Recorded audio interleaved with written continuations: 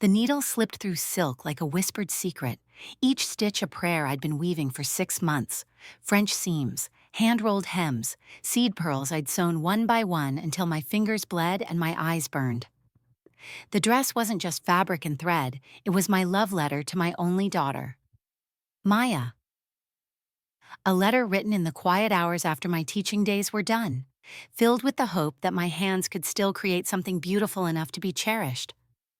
But the moment I heard her say, "Mom, I'm sorry, but this dress is too rustic for the pictures," I knew that some things couldn't be stitched back together.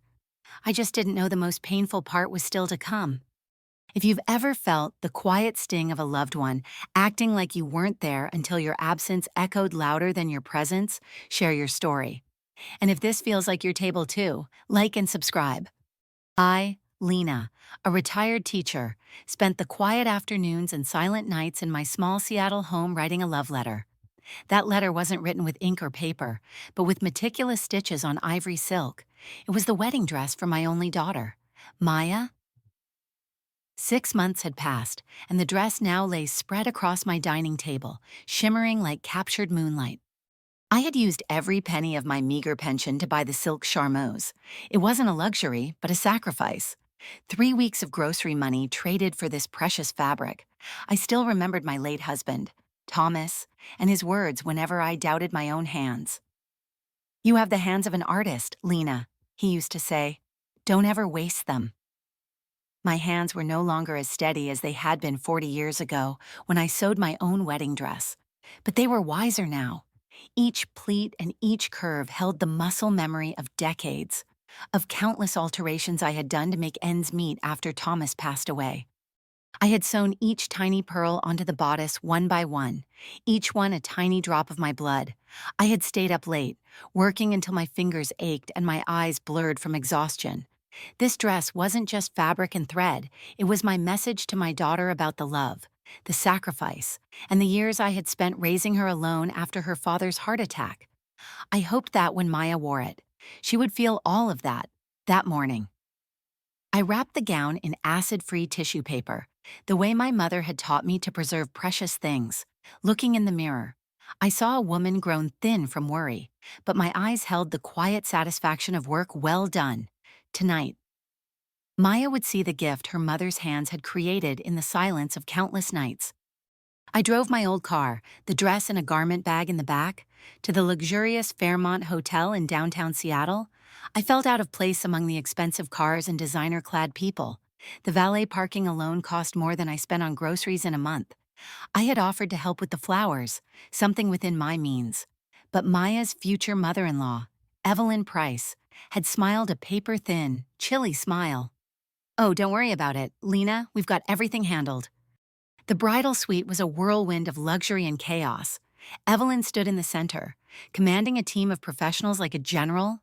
There was a makeup artist with a kit that cost more than my monthly rent, a hairstylist whose scissors moved with surgical precision, and a photographer whose camera clicked constantly, capturing every carefully staged, candid moment.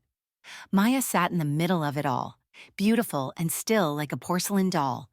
My daughter looked like someone else entirely, polished to a shine that reflected only what others wanted to see. "Mom, you're here," Maya said with a note of genuine relief. I lifted the garment bag with all the reverence reserved for sacred things. 6 months of evenings after grading papers, 6 months of saving every penny. I had dreamed of the moment my daughter would slip into the silk and lace made by her mother's hands. "I brought the dress," I said, my voice softer than I'd intended. Evelyn looked up from her orchestration of wedding perfection, her gaze settling on my garment bag like a judge weighing evidence. "Oh, the dress you made, how thoughtful." The word thoughtful fell from her lips like a diplomatic apology for something embarrassing but unavoidable. I began to unzip the bag, my fingers trembling slightly from the intensity of love that had gone into every stitch. The silk emerged like water taking shape, and for a moment the room fell silent. Then Evelyn stepped closer, examining the dress as if it were damaged goods. "The detail work is quite rustic." Rustic. 6 months of meticulous hand sewing and embroidered pearls dismissed as rustic. I felt something shatter inside my chest. Maya, darling, Evelyn continued, her voice dripping with artificial sweetness. Perhaps we should use our option B, the Vera Wang. It's so much more appropriate for the photographs. Maya's eyes darted back and forth between my dress and the woman who would soon be her mother-in-law. I watched my daughter weigh her choices like a merchant calculating profit and loss, and I saw the exact moment she chose the path that led away from me. Mom, I think maybe we should go with the other dress. This one it's just not quite right for the venue. The needle-sharp pain of rejection pierced through the 23 years I had bandaged her scraped knees, chased away her nightmares, and nurtured her dreams. I folded the dress back into its tissue paper shroud, my movements careful and precise, the way I had learned to handle disappointment with dignity and tact. Of course, I said, whatever makes you happy. The world went silent. My own words hung in the air like a flimsy curtain. My mind told me to turn and leave, to get in the elevator and disappear, to drive home and pretend this moment had never happened. But my feet, heavy with a lifetime of quiet sacrifice, only carried me as far as the hallway. The bridal suite door hadn't been fully closed. I stood there, a ghost at my own daughter's celebration, listening to the conversations inside. I heard Evelyn's voice, now stripped of its feigned kindness. Thank God that's over. That thing was a travesty. I can't believe she actually thought it was an option. My heart felt like it was being physically squeezed, but it was Maya's response that drove the final nail into my coffin of hope. I know. Mom, I'm sorry. I had to be careful. The photographers are so particular, and the dress was so rustic. It would have ruined all the photos. She called her mom. My daughter was talking to Evelyn, calling her mom. The word echoed in the opulent hallway, a sound far more hollow and painful than any word Evelyn had uttered. The rustic fabric she spoke of was the silk I had spent my life savings on. The ruined photos she feared were a representation of the years of sacrifice I had poured into her. It wasn't the dress. It was me. I was the one who was too rustic, too simple, too plain to be part of her new life. I didn't storm back in. I didn't shout. There was nothing left to say. My disappointment had curdled into something colder, sharper, and far more definitive clarity. I wasn't losing my daughter to a better life. I had already lost her. The little girl who ran to me with a scraped knee, who clung to me through thunderstorms, was gone. This woman in the bridal suite, this stranger, was a product of a world I didn't belong to and never would. I turned and walked to the elevator, my head held high. Each step was a farewell. The garment bag felt impossibly heavy, a burden of love that had become a monument to my own foolishness. As the elevator doors slid shut, the opulent world of the Fairmont disappeared behind me. With a soft chime, I was sealed inside a tiny metal box, alone. But for the first time in years, I didn't feel lonely. I felt free. I realized the life I had been living was not for me, but for her, a life that had become a prison of self-sacrifice. It was time for a new chapter. It was time for a life of my own. I drove home through the city's gray afternoon, the garment bag an inert presence in the passenger seat.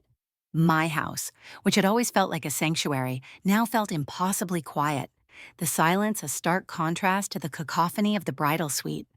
I took the dress and carefully placed it on a mannequin in my small workshop, the room where I had spent so many hours in quiet hope. It stood there, a ghostly, beautiful testament to a love that had been rejected. I couldn't bear to put it away, to hide it. It felt like hiding a part of myself. I left it there, and the room became a silent memorial to a chapter of my life that was finally over. A few days later, my neighbor, Clara, knocked on my door. Clara was a young woman, a former fashion student who was always buzzing with energy. She had a habit of finding the beauty in things others overlooked. She came over to return a garden trowel she had borrowed, but her eyes immediately landed on the dress. She gasped, her hands flying to her mouth. "Miss Lena," she breathed, "this is incredible." She approached the dress, her fingers hovering over the silk as if afraid to touch it. She didn't see rustic or traversy. She saw the French seams, the hand-sewn pearls, the careful drape of the fabric. "The craftsmanship here is insane," she said, almost to herself. "This isn't something you learn in a class. This is instinct." art. Her genuine awe was the first drop of healing I'd felt since that day in the hotel. Her admiration, unbidden and sincere, was a balm to the wound Evelyn's words had left. The next day, Clara returned with her phone. "Miss Lena, I have to take a picture of this. The world needs to see this." I was hesitant, still raw from the rejection, but her enthusiasm was infectious. She styled the dress, adjusted the light, and took a dozen photos. When she was done, she wrote a caption that was both emotional and empowering. "Found this masterpiece in my neighbor's workshop, a hidden talent, an art that deserves to be seen." She posted it on her small but curated Instagram account, tagging it with local hashtags. What happened next was a whirlwind. My phone, which had been silent for so long, started buzzing. Clara's post went viral in a small, niche community of local fashion lovers, designers, and artisans. People were asking about the dress, asking if it was for sale, and most importantly, asking about the artist behind it. Clara saw the potential immediately. "Lena, this is it," she said, her eyes shining with ambition. "This is your second act. We're going to call it threadwork. You have the talent and I have the business savvy. Let's do this." In that moment, surrounded by the ghosts of my past, I saw a door open to my future. The world around me fell silent. My own words hung in the air like a flimsy curtain, a polite lie I had told myself for so long. And it was now, in this moment, finally burning away to nothing. My mind told me to turn and leave, to get in the elevator and disappear, to drive home and pretend this moment had never happened. But my feet, heavy with a lifetime of quiet sacrifice, only carried me as far as the hallway. The bridal suite door hadn't been fully closed. I stood there, a ghost at my own daughter's celebration, and listened to the conversations inside. I heard Evelyn's voice, now stripped of its feigned kindness. "Thank God that's over. That thing was a travesty. I can't believe she actually thought it was an option." My heart felt like it was being physically squeezed, a dry sponge being wrung out. But it was Maya's response that drove the final nail into my coffin of hope, a sound that was less a voice and more the shattering of a sacred vow. "I know, Mom, I'm sorry, I had to be careful. The photographers are so particular, and the dress was so rustic. It would have ruined all the photos." She called her mom. My daughter was talking to Evelyn, a woman she had known for less than 2 years, and calling her mom. The word echoed in the opulent hallway, a sound far more hollow and painful than any word Evelyn had uttered. The rustic fabric she spoke of was the silk I had spent my life savings on. The ruined photos she feared were a representation of the years of sacrifice I had poured into her. It wasn't the dress, it was me. I was the one who was too rustic, too simple, too plain to be part of her new life. I was a stain she needed to scrub away. I didn't storm back in. I didn't shout. There was nothing left to say. My disappointment had curdled into something colder, sharper, and far more definitive clarity. I wasn't losing my daughter to a better life. I had already lost her. The little girl who ran to me with a scraped knee, who clung to me through thunderstorms, was gone. This woman in the bridal suite, this stranger, was a product of a world I didn't belong to and never would. I turned and walked to the elevator. My head held high. Each step was a farewell. The garment bag felt impossibly heavy, a burden of love that had become a monument to my own foolishness. As the elevator door slid shut, the opulent world of the Fairmont disappeared behind me. With a soft chime, I was sealed inside a tiny metal box, alone. But for the first time in years, I didn't feel lonely. I felt free. I realized the life I had been living was not for me, but for her, a life that had become a prison of self-sacrifice. It was time for a new chapter. It was time for a life of my own. I drove home through the city's gray afternoon, the garment bag an inert presence in the passenger seat. My house, which had always felt like a sanctuary, now felt impossibly quiet, the silence a stark contrast to the cacophony of the bridal suite. I took the dress and carefully placed it on a mannequin in my small workshop, the room where I had spent so many hours in quiet hope. It stood there, a ghostly, beautiful testament to a love that had been rejected. I couldn't bear to put it away, to hide it. It felt like hiding a part of myself. I left it there, and the room became a silent memorial to a chapter of my life that was finally over. A few days later, my neighbor, Clara, knocked on my door. Clara was a young woman, a former fashion student who was always buzzing with energy. She had a habit of finding the beauty in things others overlooked. She came over to return a garden trowel she had borrowed, but her eyes immediately landed on the dress. She gasped, her hands flying to her mouth. "Miss Lena," she breathed, "this is incredible."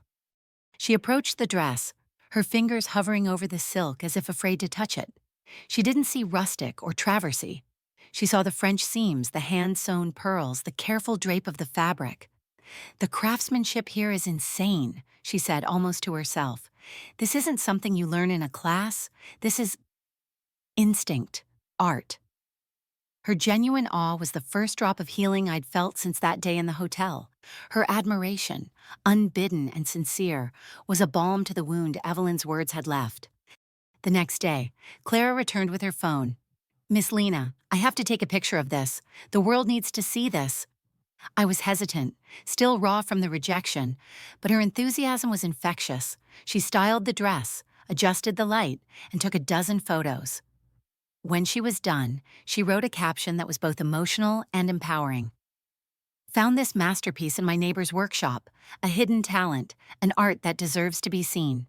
She posted it on her small but curated Instagram account, tagging it with local hashtags. What happened next was a whirlwind. My phone, which had been silent for so long, started buzzing. Clara's post went viral in a small, niche community of local fashion lovers, designers, and artisans. People were asking about the dress, asking if it was for sale, and most importantly, asking about the artist behind it. Clara saw the potential immediately. "Lena, this is it," she said, her eyes shining with ambition. "This is your second act. We're going to call it threadwork. You have the talent, and I have the business savvy. Let's do this." In that moment, surrounded by the ghosts of my past, I saw a door open to my future. We started with a small online shop, just me and Clara. She handled the digital side, the emails, the social media. I handled what I had always known, the needle and thread. We converted my little workshop into a proper studio, the sun streaming through the window and illuminating the dust motes dancing around the thread spools. My first commission was for a young woman who wanted a simple, elegant silk gown for a gallery opening. She didn't know me, didn't know the story behind the dress on Instagram. She just saw the work. And for the first time, I was working not for a memory, not for a hope, but for a client, a real, paying client who valued my hands. The sound of my sewing machine whirring was no longer a lament. It was a song of new beginnings. The business grew steadily. Threadwork became a small sensation in the local design community. I was getting orders for bespoke evening wear, custom alterations, and even a few more wedding dresses. Each piece I created was different, tailored to the woman who would wear it.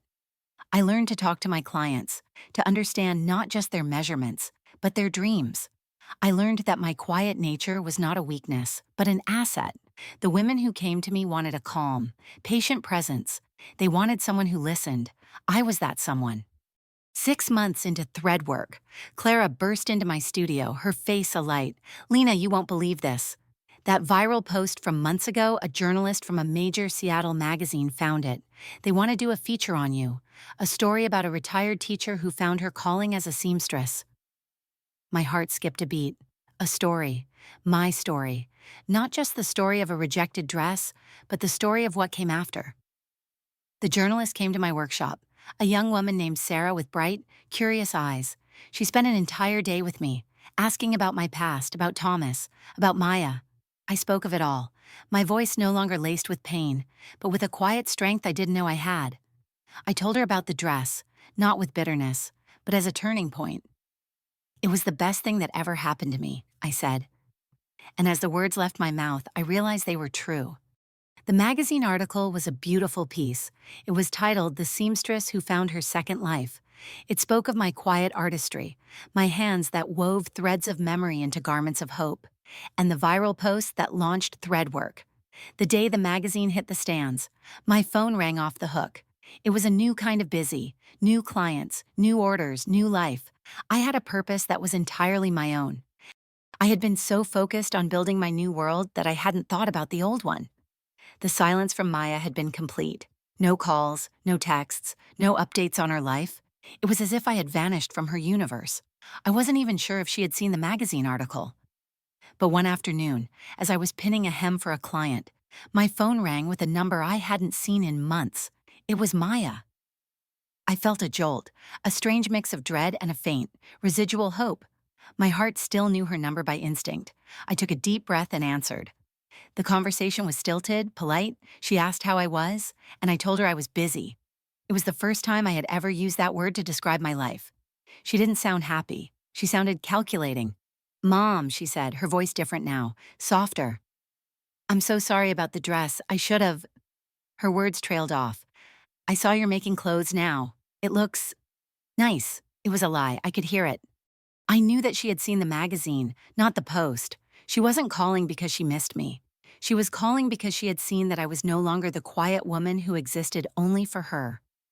I was now a story. I was now a person. I was a person who was becoming more visible than she had ever imagined, and it was a reality she couldn't ignore. The call ended with a promise to catch up soon, a promise I knew was empty. The silent treatment had worked for her, but my absence had created something louder than my presence, something she had never anticipated. My life was no longer a secret, it was a headline, and she, for the first time, was the one on the outside looking in. I drove home through the city's gray afternoon, the garment bag an inert presence in the passenger seat.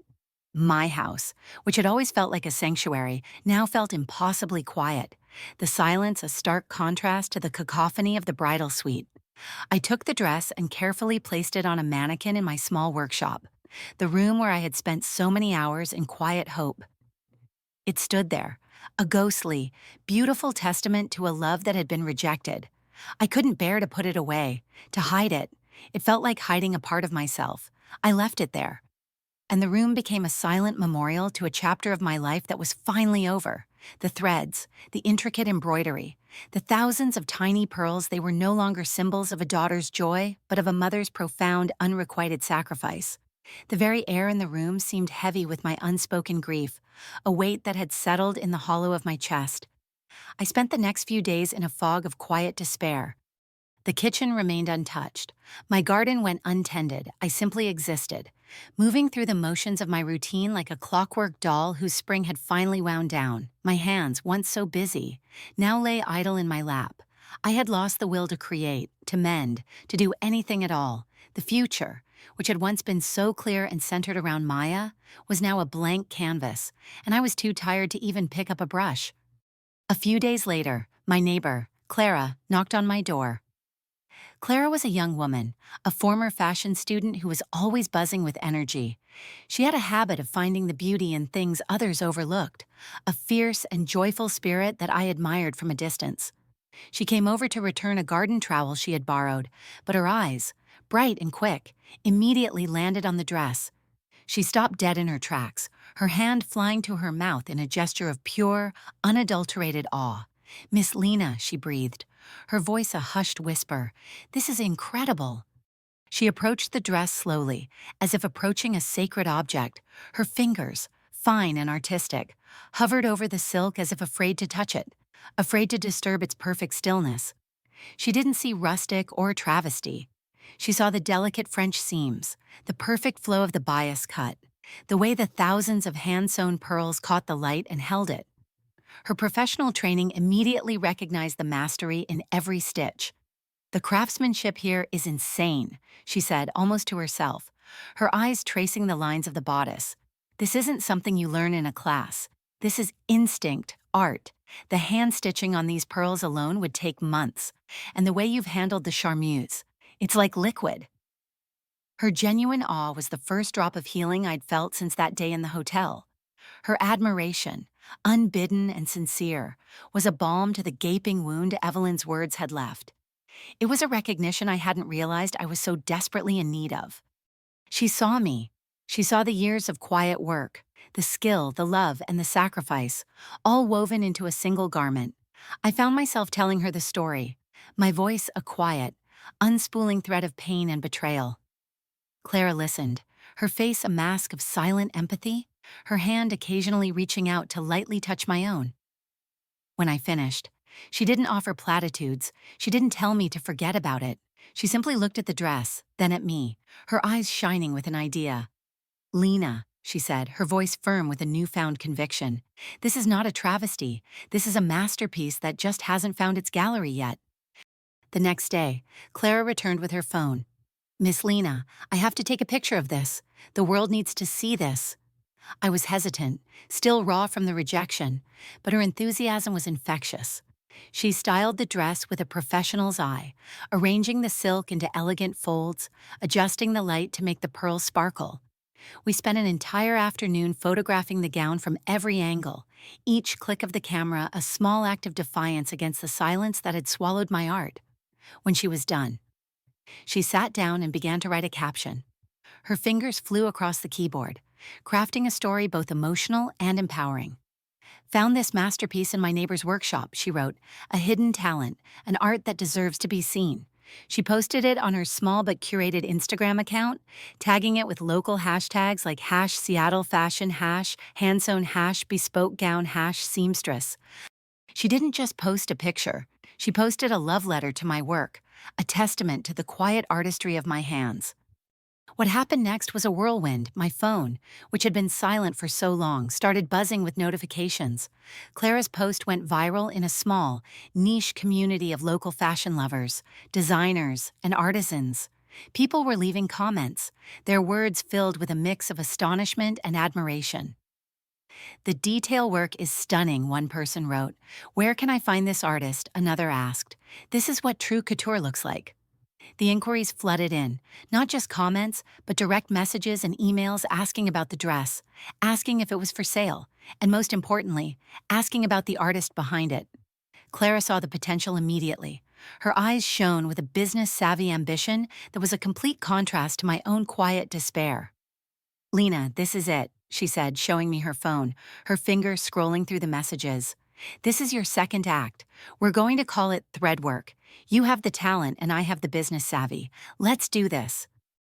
In that moment, surrounded by the ghosts of my past, I saw a door open to my future. It was a door I would never have found on my own. A door opened by a young woman who saw the true value of my hands when my own daughter had turned away. We started with a small online shop, just me and Clara. She handled the digital side, the emails, the social media, the inquiries. I handled what I had always known, the needle and thread. We converted my little workshop into a proper studio, the sun streaming through the window and illuminating the dust motes dancing around the thread spools. My first commission was for a young woman who wanted a simple, elegant silk gown for a gallery opening. She didn't know me, didn't know the story behind the dress on Instagram. She just saw the work. And for the first time, I was working not for a memory, not for a hope, but for a client, a real, paying client who valued my hands. The sound of my sewing machine whirring was no longer a lament. It was a song of new beginnings. Each seam I sewed was a stitch in my new life, a thread weaving together a future I had never imagined. The quiet satisfaction I felt was a new feeling, a feeling of self-worth born not from sacrifice, but from skill. The business grew steadily. Threadwork became a small sensation in the local design community. I was getting orders for bespoke evening wear, custom alterations, and even a few more wedding dresses. Each piece I created was different, tailored to the woman who would wear it. I learned to talk to my clients, to understand not just their measurements, but their dreams. I learned that my quiet nature was not a weakness, but an asset. The women who came to me wanted a calm, patient presence. They wanted someone who listened. I was that someone. I was no longer a ghost, I was an artist. I was no longer a mother defined by the needs of her child. My identity was now my own. The workshop, which had been a room of forgotten dreams and quiet pain, was now a vibrant space of creation and collaboration. Clara was more than a business partner. She was a friend, a mentor in the new world of social media and online commerce. She taught me about SEO and hashtags, about engaging with followers and telling a brand story, and I, in turn, taught her about the feel of a good silk, the integrity of a French seam, and the patience required for a hand-stitched pearl. We were a perfect, unexpected team. Our most significant commission came from a local celebrity, a musician named Lena, the same name as me. She had seen the viral post and the magazine article and was captivated by the story. She wanted a custom gown for a high-profile award ceremony. This wasn't just an order, it was a testament to the brand we had built. This was a statement. For the next 2 months, my hands were never idle. I worked with a focus and passion I hadn't felt in years, pouring all my artistry into every detail. The gown was a work of art, a shimmering testament to my second act. When the musician wore the dress on the red carpet, the pictures went everywhere. The comments were no longer from a niche community, but from a global audience. "Who is the designer?" they asked. "This is stunning." Threadwork was no longer a local sensation, it was becoming a name. My phone, which had been silent for so long, started buzzing with a new kind of energy, an energy of success and recognition that I had never imagined. My life, which had been a quiet lament, was now a vibrant symphony of creation and purpose, and for the first time, I felt truly, completely, my own person. My first commission, though not from a celebrity, was from a woman who would prove to be a far greater test of my new resolve. Her name was Mrs. Albright, a matriarch of old Seattle money, known as much for her philanthropic work as for her notoriously impossible standards. She found us through Clara's post, her email a formal, almost cold, inquiry about a custom gown for her granddaughter's society debut. The initial consultation was a masterclass in passive aggression. She sat in my small studio, her gaze sweeping over the humble space with thinly veiled disdain. The air grew thick with a silence that felt less like peace and more like a pressure cooker. She tapped a perfectly manicured nail on a worn swatch of silk, her eyes narrowing as if searching for a flaw. Her demands were precise, uncompromising, and designed to push the limits of what was possible, as if my nascent business were a personal challenge to her. She wanted a gown made of a very specific, hand-loomed silk, a fabric so delicate it could unravel with a single clumsy touch, and so rare that sourcing it felt like an expedition. The intricate pattern of glass beads she envisioned would require thousands of hours of painstaking hand-stitching, each bead a tiny, fragile planet in a galaxy of her design. The deadline was impossibly tight: 3 weeks. For an event she described with chilling gravitas as the most important social occasion of the season. The gravity of her words was a hammer blow, each syllable a demand for perfection I wasn't sure I could deliver. My old self, the quiet, self-sacrificing mother, would have buckled under the sheer weight of it all, the familiar fear of not being good enough, of failing to meet someone else's expectations, rose in my throat like bile.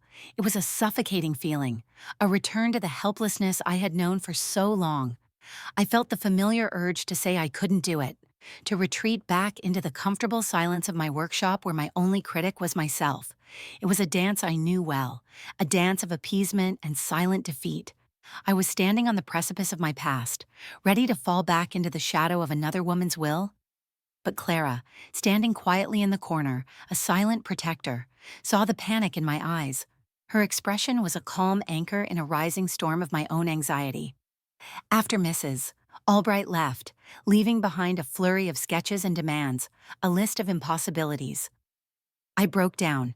My hands, which had so confidently handled the silk a moment ago, now trembled uncontrollably.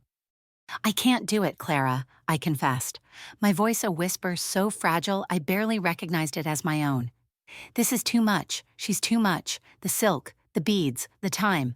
I'm not a real designer. I'm just a seamstress who got lucky. I'll ruin it." The words tumbled out, each one a confession of my deepest, most crippling fear. Clara sat beside me, her hand a firm, grounding presence on my arm, her touch a current of calm energy that stilled my trembling. "No, Lena, listen to me. You are a real designer, the best kind. In fact, you're the most talented person I know, with an artistry that can't be taught in any school. Mrs. Albright isn't a test of your skill, that's already proven. She's a test of your worth. She wants to see if she can break you. Don't let her. This isn't about her standards. It's about your resolve. Let your work speak for you. I'll handle her emails. I'll handle the sourcing. I'll find that silk if I have to travel to the ends of the earth. You just focus on the thread and the needle. Block out the noise. Block out the fear. Show her what you're made of. And more importantly, show yourself." Her words were a lifeline, not just a promise, but a powerful statement of faith. They pulled me back from the brink of self-doubt and reminded me that this wasn't about her approval. It was about me. It was about proving to myself that the woman I was becoming was stronger than the woman I had been. I took a deep breath, the air in my lungs a cool, clarifying force, and for the first time, I didn't see the dress as a chore or a burden. I saw it as a battle, and with Clara by my side, I was going to win. The next 3 weeks were a blur of frenetic, focused energy. My workshop, once a quiet sanctuary, became a war room. The daylight hours were a race against the clock, and the hum of my sewing machine was the soundtrack to my fight. I worked from dawn until late into the night, my hands flying over the silk. The beads, small and iridescent, became a meditative rhythm, each one a testament to my unyielding focus. I learned to ignore the clock, to silence the nagging voice of fear in my head that whispered of failure. I lived on coffee and Clara's quiet encouragement. Her presence a steady, reassuring force. She was my fortress, my ally in this new world of commerce and expectation. She fielded Mrs. Albright's emails, her crisp and professional replies a shield that protected my creative flow. The dress, a shimmering masterpiece of ivory silk and midnight blue beads, was more than just a garment. It was a testament to my resilience. It was the physical manifestation of my fight against doubt and my triumph over fear. When I finally finished it, my hands were raw, but my heart was full. The finished gown hung on the mannequin, a silent, powerful testament to my newfound strength. The final fitting was a moment I will never forget. Mrs. Albright, her face a mask of skepticism, stood before the mirror as I carefully helped her granddaughter into the gown. The young woman, shy and quiet, looked at herself, her eyes wide with a mix of awe and wonder. The dress was a perfect fit, a second skin of silk and sparkle that caught the light and made her look like a star. The intricate pattern of beads lay perfectly against the curve of her waist, a constellation of light against the midnight blue background. Even Mrs. Albright, her formidable expression finally cracking, was speechless. The silence stretched between us, charged with the weight of her unspoken judgment. She simply nodded, a single, decisive gesture of approval that spoke volumes. It wasn't a compliment, but it was something more powerful, a grudging acknowledgement of my mastery. In that moment, I knew I had done it. I had faced down my biggest fear, the fear of not being enough, and I had won. It wasn't about the money or the prestige. It was about the quiet, unassailable confidence that came from knowing I had created something perfect, not for someone else's approval, but for my own. As threadwork began to flourish, so too did the whispers. Clara's post and the subsequent commission from Mrs. Albright had cemented our place in the local design scene, but with recognition came an ugly kind of scrutiny. The world, it seemed, was not ready for a quiet, middle-aged woman to find success on her own terms. The rumors, insidious and sharp, began to circulate, seeping into the air from the world I had left behind.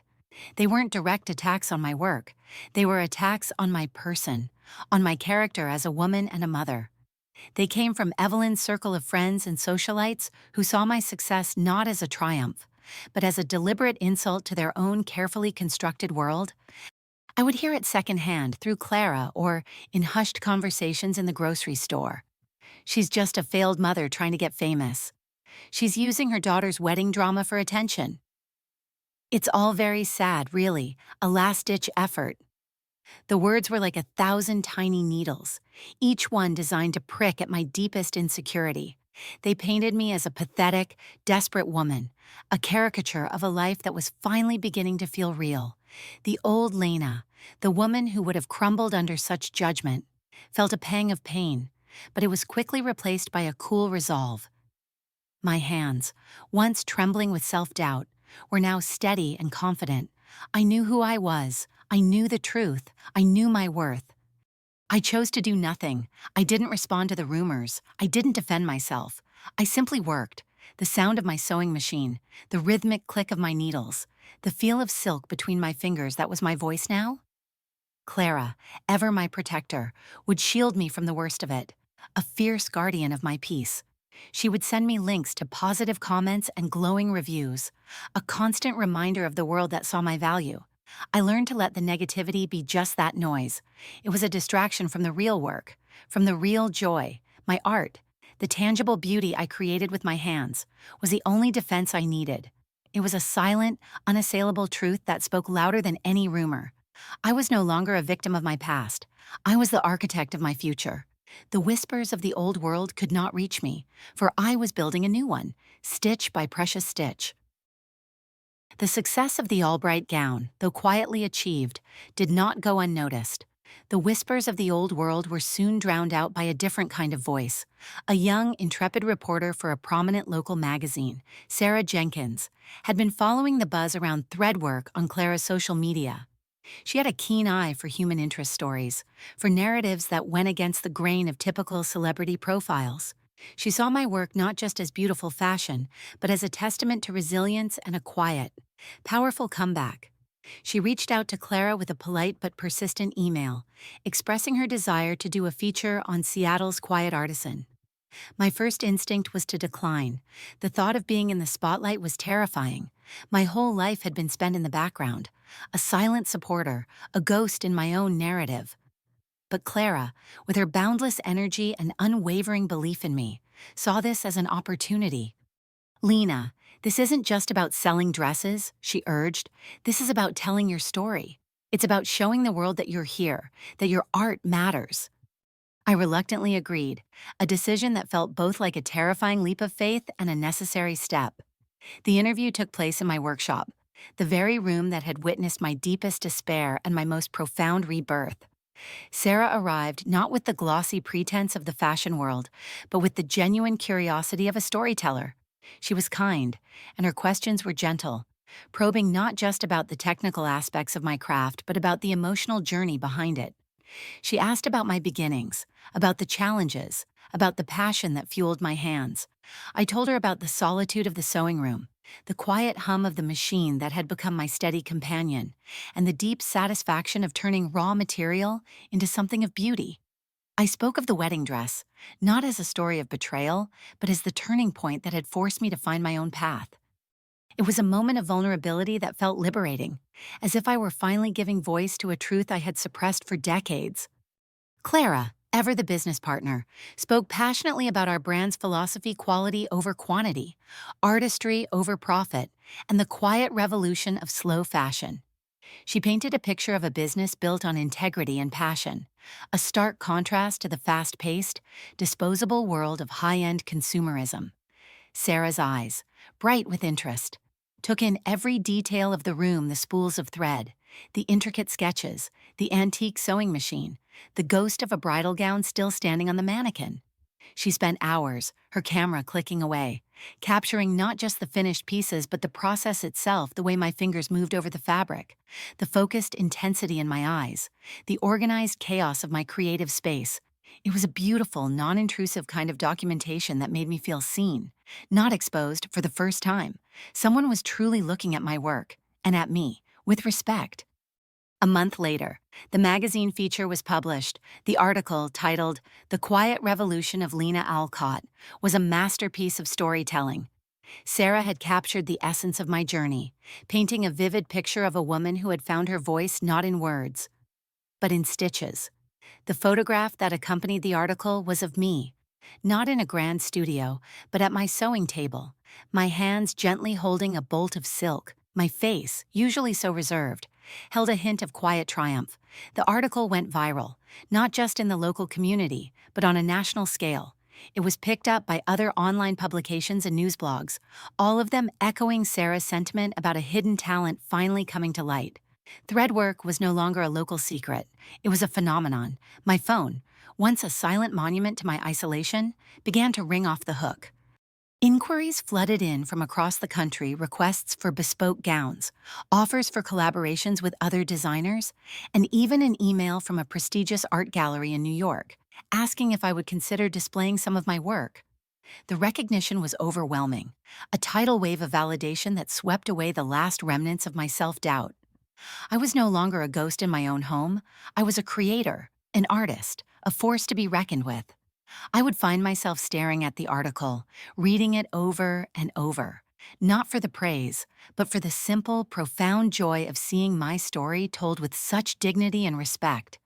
It was the first time I felt like my life truly belonged to me, and not to the narratives others had created for me. The day the news feature was picked up by a national morning show, the energy in my workshop was electric. Clara and I were drinking coffee, watching the segment with wide-eyed disbelief. The television segment showed a brief, beautifully shot clip of my hands working on a beaded pattern, then a shot of the all-bright gown on a model, shimmering under the studio lights. The anchor spoke about the artistry and the inspirational story of my second act. My phone, which had been buzzing nonstop for weeks, suddenly displayed a name that made my heart leap into my throat. Maya.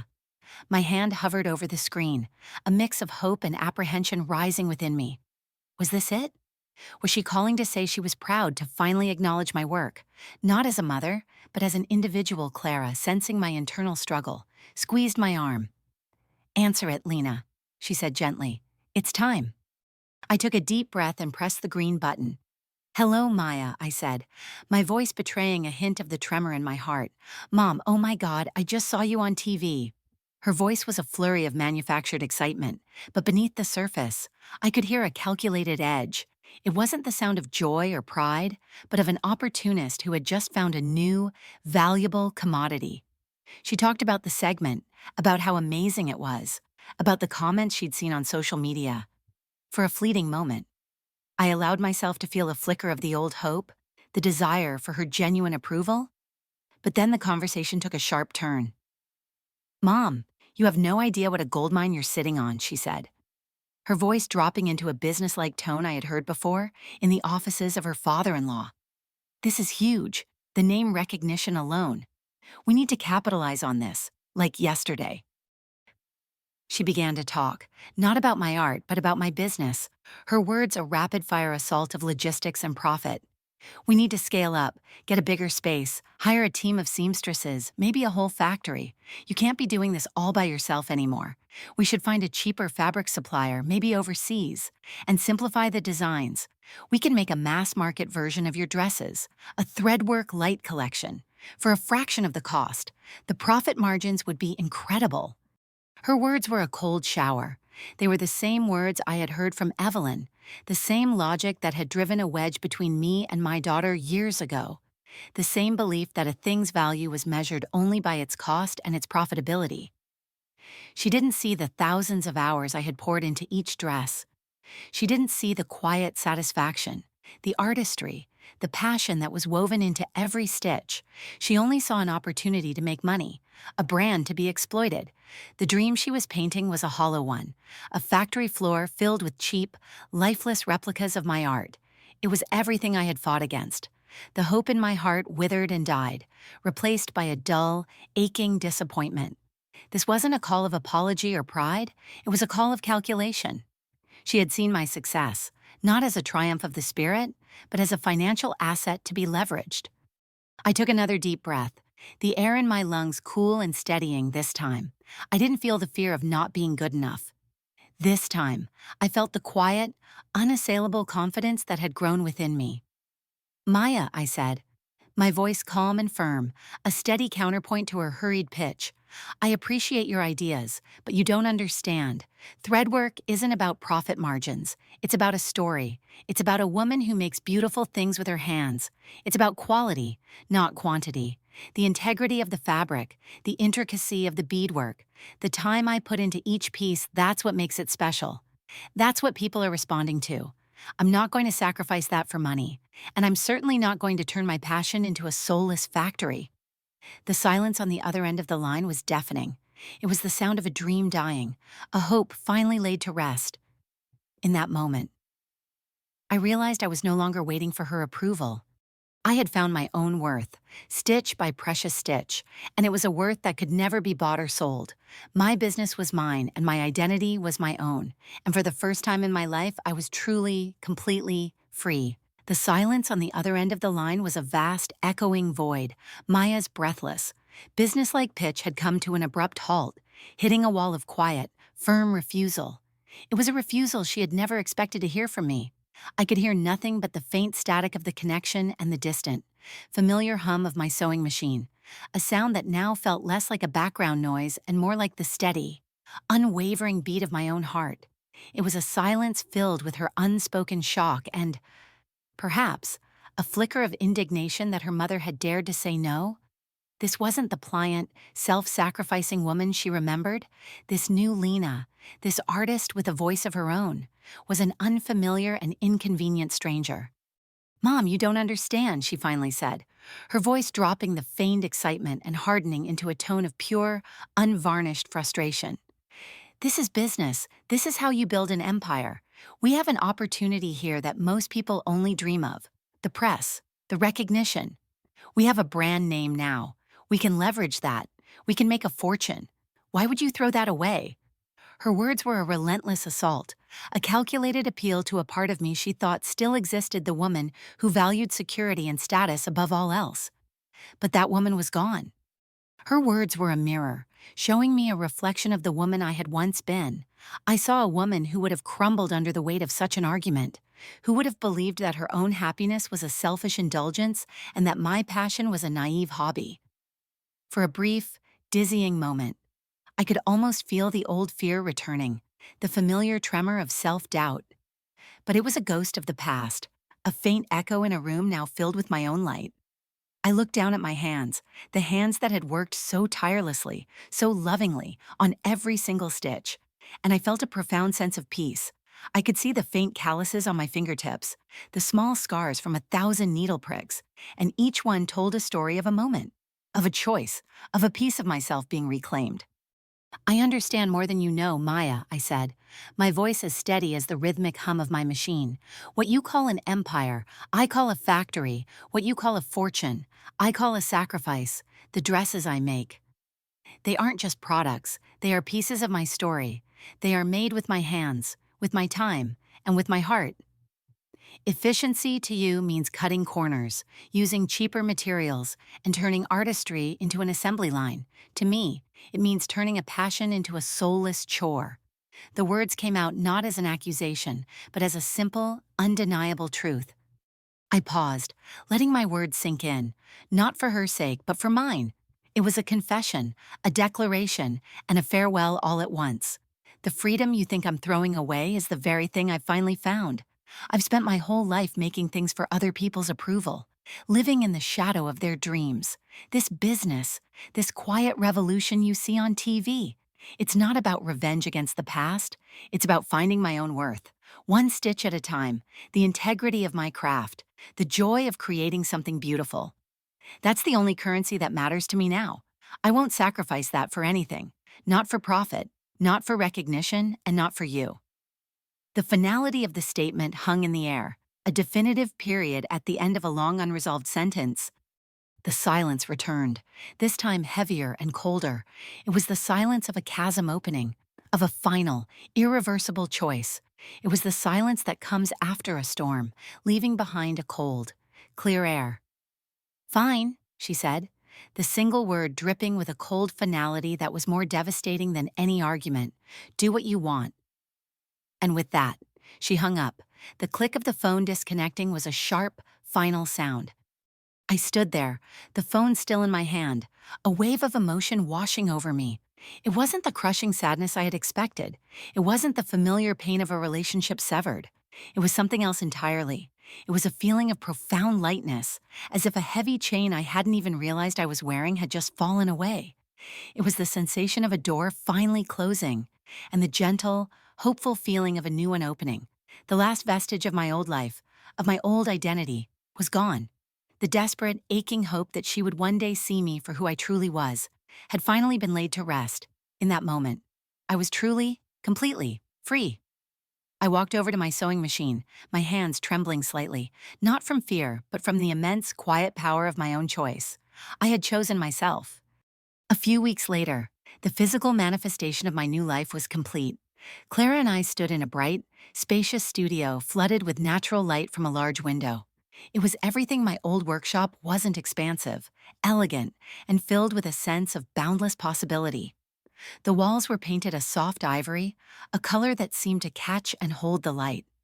And the floor, a dark polished wood, was a stark and beautiful canvas for the vibrant colors of silk and spools of thread. The air was filled with the scent of new fabric, the faint, comforting smell of thread, and the promise of a future I had built with my own hands. It was our sanctuary, our fortress, a place where our shared vision of threadwork could truly flourish. The crown jewel of the new studio, however, was not the large cutting table or the rows of neatly organized materials. It was a single, solitary dress, hanging on a mannequin in a place of honor near the window, positioned so the natural light would catch its delicate surface.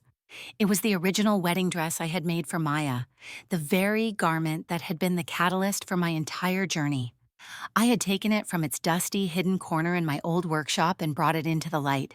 In my old life, it had been a ghost, a silent monument to my pain and betrayal, a stark reminder of my failure as a mother and as a wife. I had kept it hidden, a painful artifact of a life I had lost. Now, here in the light, it was a different kind of symbol. I looked at it, not with the old pain, but with a quiet sense of reverence.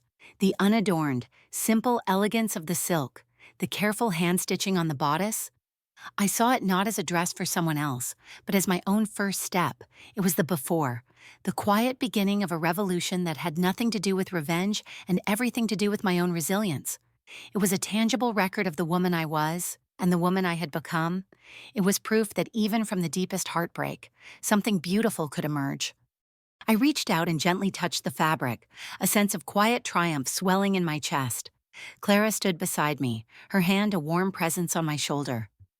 "It looks beautiful, Lena," she whispered, "like a beacon. It's where it all started." "It is," I replied, a small smile forming on my lips, my eyes never leaving the dress. "It's a reminder of where I started. It's proof that what was broken could be remade, not in spite of the flaws, but because of them. I used to see it as a symbol of everything I lost. Now, I see it as a symbol of everything I found." The dress was no longer a ghost of the past, but a guardian of the present, a silent testament to the strength I had discovered within myself. In that moment, a profound realization washed over me. I had thought my revolution was about proving the old world wrong, proving to Evelyn's friends, to the world of high society, and even to Maya, that my work had value. But as I stood there in my beautiful new studio, my hand on the dress that had once represented so much pain, I understood the truth. This was never a battle against them. It was a battle for myself. It was the quiet, internal work of finding my voice, of reclaiming my hands, of choosing my own path. The wealth I had sought wasn't measured in profit margins or brand recognition, but in the simple, unassailable confidence that came from knowing I was enough. It was the wealth of integrity, of passion, and of freedom. My revolution was not a loud public triumph. It was a quiet, personal one, woven into every precious stitch. It was the fabric of my own freedom.